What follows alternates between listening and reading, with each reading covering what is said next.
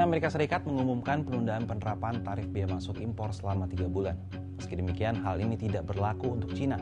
Trump tetap mulai memberlakukan tarif baru kepada Beijing. Cina diketahui melawan perang tarif dengan AS dengan menaikkan biaya masuk impor produk AS sebesar 84% sebagai balasan penerapan tarif resiprokal terhadap produk Cina. Seperti apa perkembangan terkini perang dagang yang dilakukan oleh Presiden AS Donald Trump?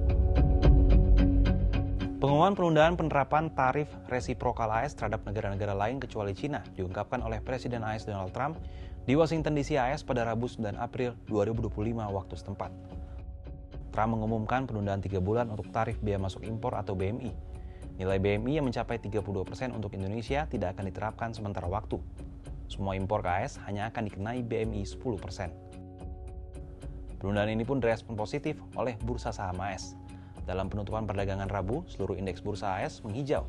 S&P 500, Dow 30, dan Nasdaq berturut-turut menguat 9,52%, 7,87%, dan 12,16%. Kegairahan membuat S&P 500 melompat dengan lonjakan tertinggi sejak tahun 2008. Kegairahan di Wall Street ini ditaksir akan menjalar ke Asia dan Eropa dalam pembukaan perdagangan Kamis pagi. Meski demikian, langkah berbeda diambil Trump terhadap Cina. Selepas Trump mengumumkan total 54% BMI untuk impor dari Cina, Beijing membalas dengan tarif 34% untuk semua impor. AS pun balas menanggapi dengan tambahan tarif lagi. Cina lalu menambah BMI 84%. Trump pun meresponnya dan menyebut akan memberlakukan tarif hingga 125% kepada Cina. Selain kenaikan tarif impor 34%, Cina juga menerapkan kontrol ketat terkait ekspor logam tanah jarang, elemen penting teknologi canggih. Tak berhenti di situ, Beijing melanjutkan aksinya dengan mengajukan komplain kepada Organisasi Perdagangan Dunia atau WTO. Terkait eskalasi perang dagang dengan Cina, Donald Trump mengaku tidak khawatir. No, I'm not concerned. I think President Xi is a very smart guy, and I think we'll end up making a very good deal for both. But, we've been treated so badly for so many years. Again, we allowed that to happen. We've been treated so badly for so many years. Lantas, apa dampak dari makin memanasnya perang dagang antara AS dengan Cina, khususnya bagi Indonesia? Peneliti Badan Riset dan Inovasi Nasional, Maxensius Trisambodo mengungkapkan, perang dagang antara AS dan Cina bisa menguntungkan Indonesia.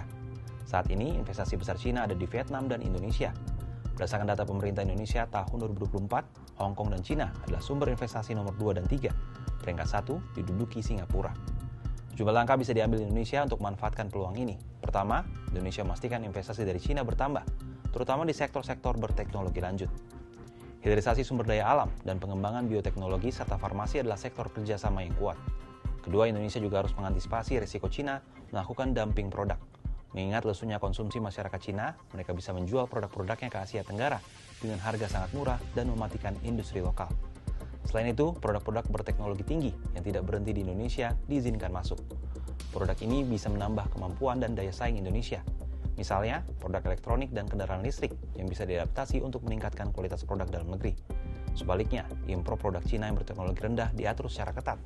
Produk ini akan memakan produk Indonesia apabila peredarannya tidak diatur.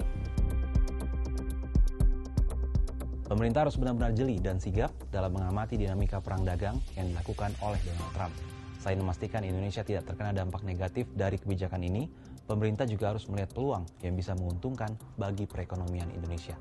Kalau menurut sahabat Kompas, gimana pendapatnya terkait eskalasi perang dagang antara AS dan Cina?